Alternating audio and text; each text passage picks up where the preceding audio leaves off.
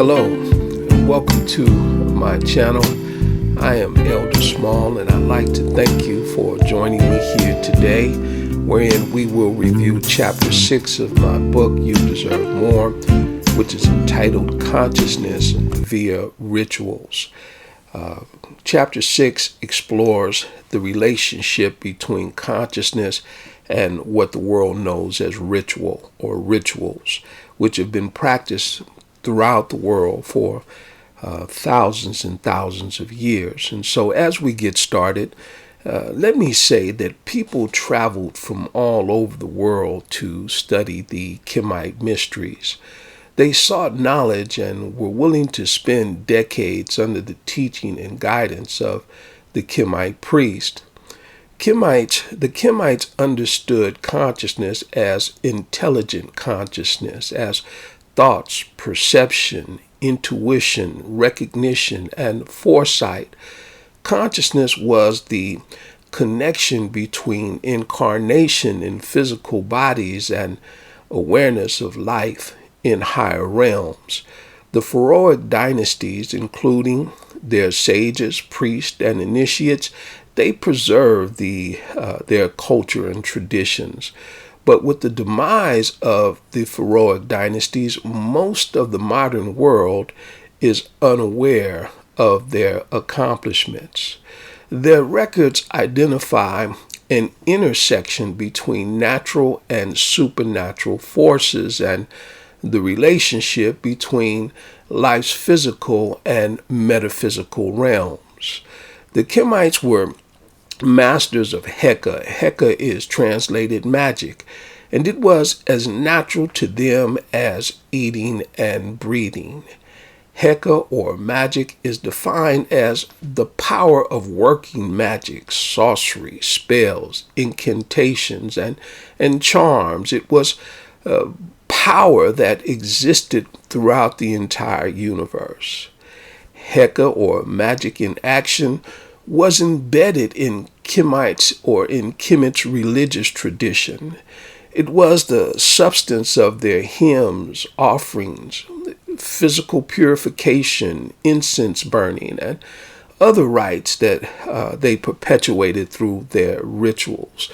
Throughout ancient Africa, Heka, or magic, was present in shamanism. Heka had the ability to communicate with all life forms, including plants, rocks, animals, insects, birds, reptiles, and spirits.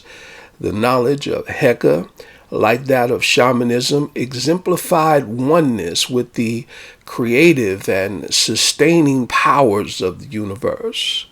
The power and significance of rituals allowed ancient civilizations to deepen their understanding and connection with the universe.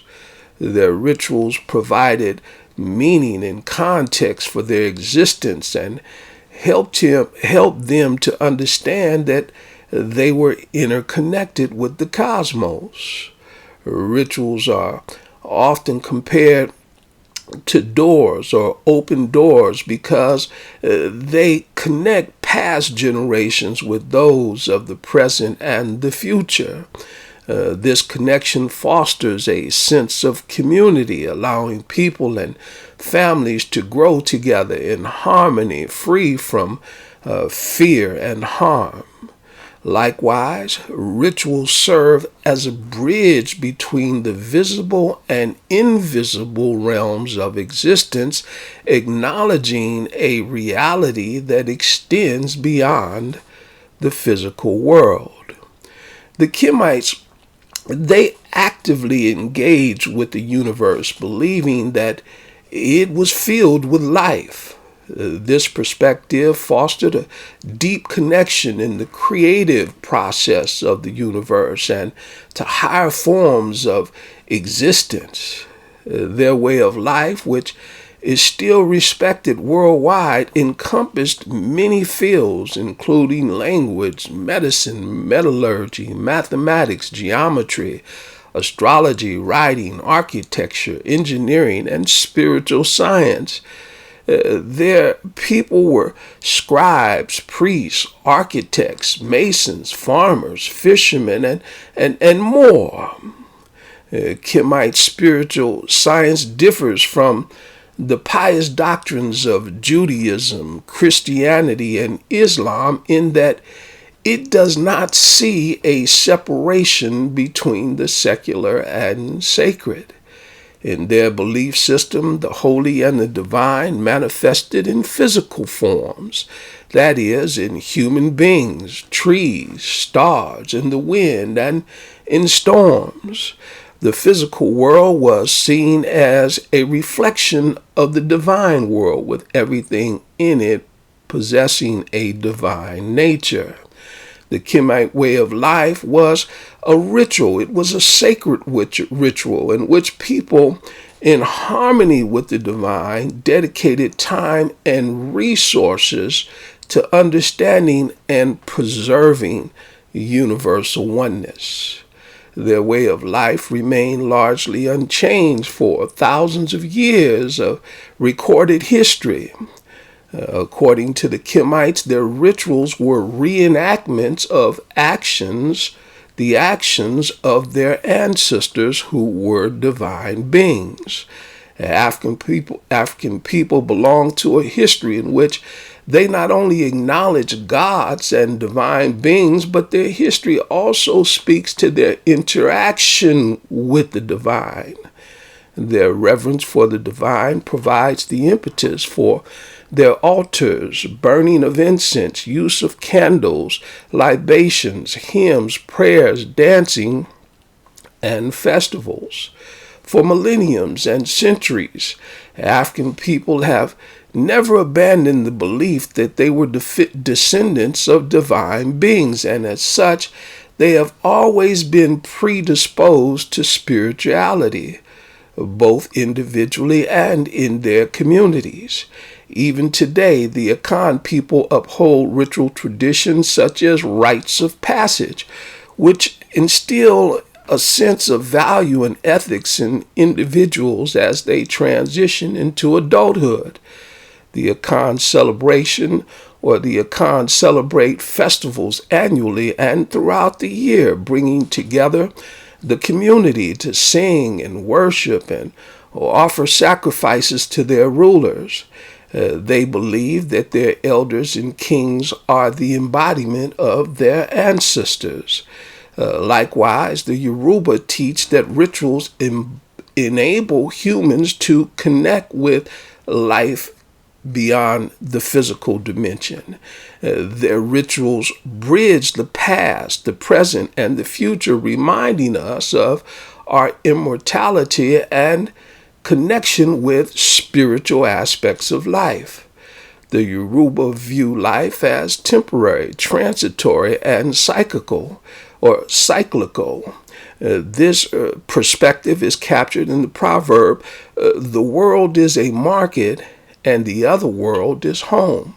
In this metaphor, the marketplace represents the world as a temporary place to visit, while the other world symbolizes a permanent residence.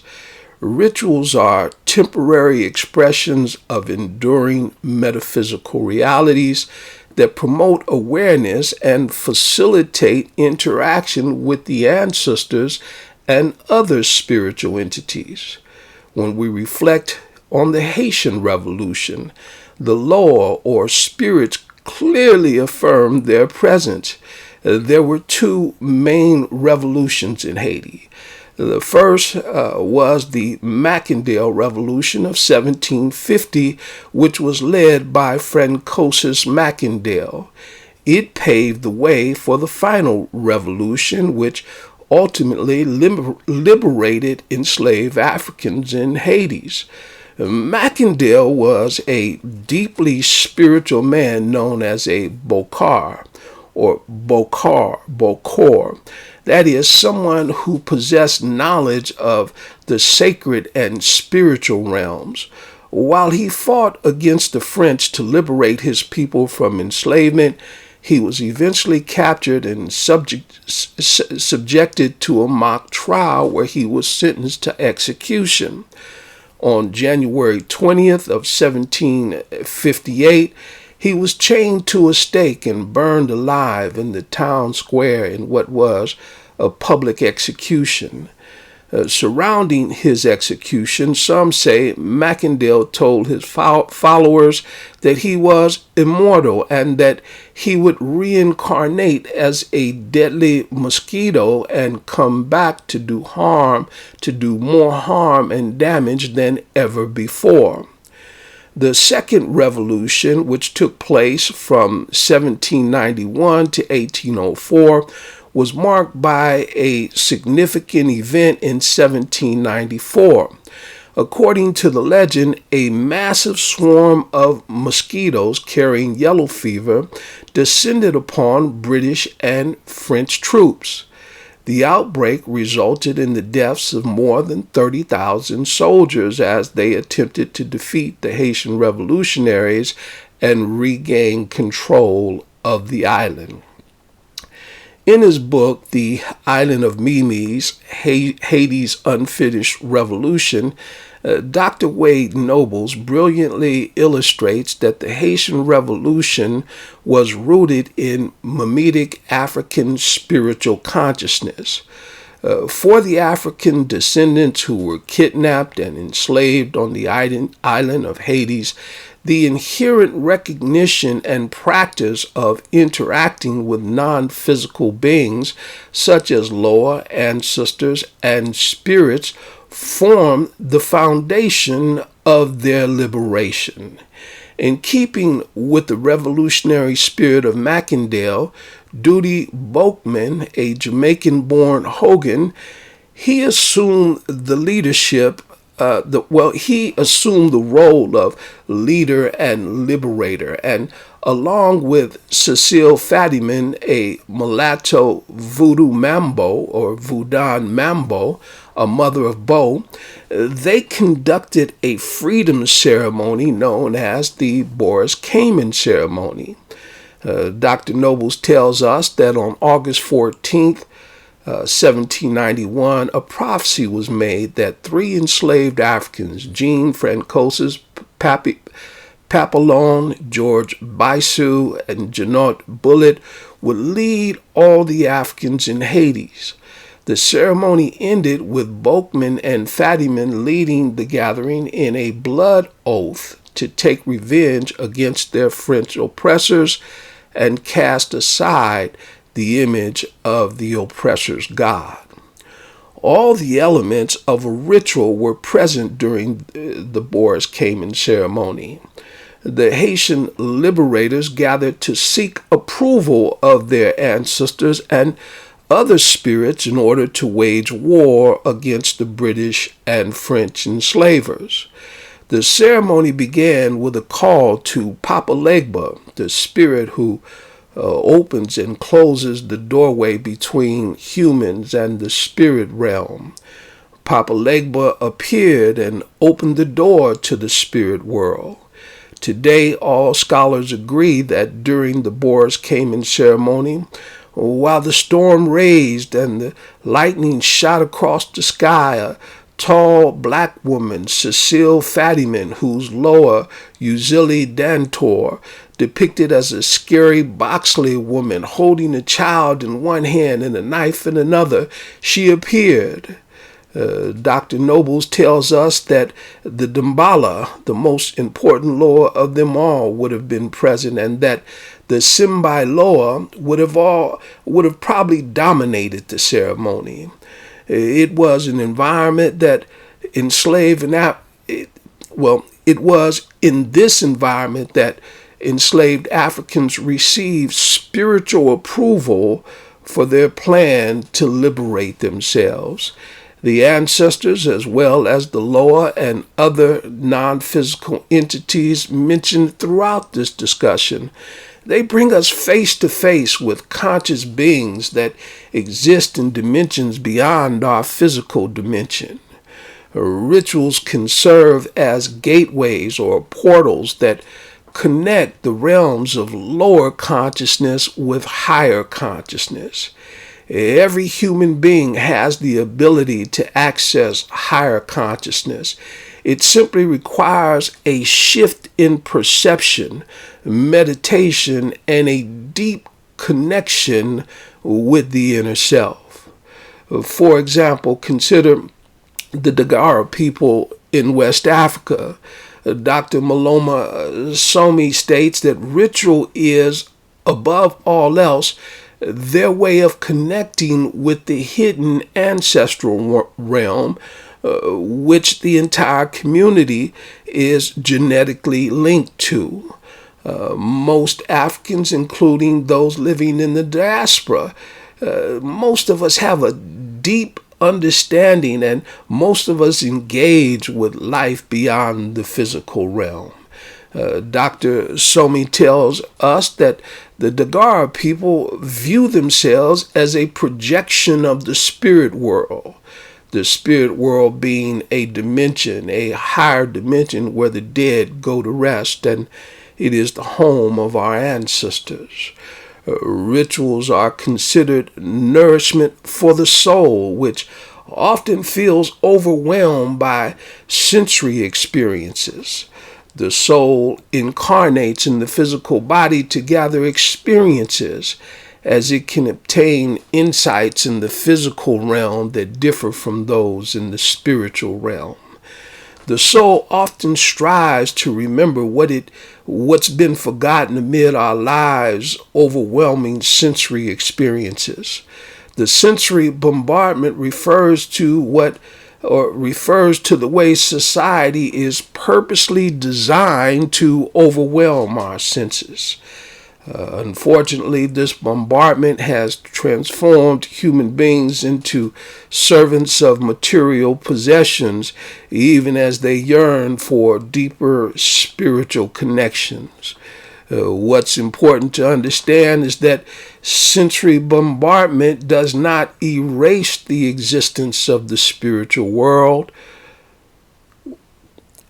The spiritual world is a place where nourishment for the soul is plentiful.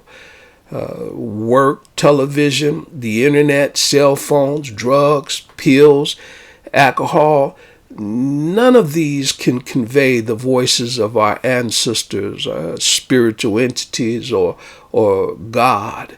In contrast, rituals are deeply connected to all aspects of life across time, both past and present. Rituals embody the relationship between human beings and non-human life forms, and they transmit the essence of spirituality to generation after generation after generation. And so I'm going to stop there. That's just a brief synopsis of Chapter 6, my book, You Deserve More. It's really important, especially in these days, to understand our connection with the supernatural, our connection with our inner selves. And so with that, let me say, Dua, I say, and may you be blessed with the greatest good and supreme intelligence.